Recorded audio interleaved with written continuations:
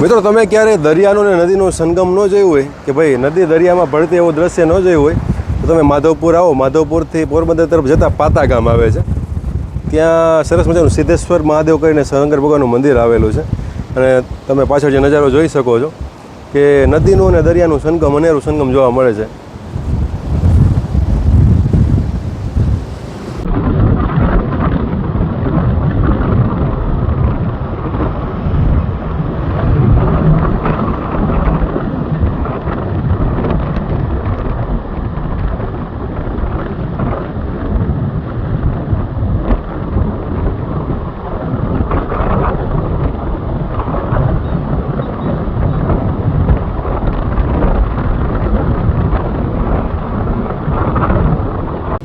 આ તરફ આવો ક્યારેક તો તમારા બાળકોને જરૂર બતાવજો કે નદી દરિયામાં કઈ રીતના ભળે છે એમ. ને આ આહલાદક દ્રશ્ય તમે ચોમાસામાં આવો તો જ જોવા મળે, બાકી તો બહુ ઓછું ભાગ્યે જ જોવા મળે.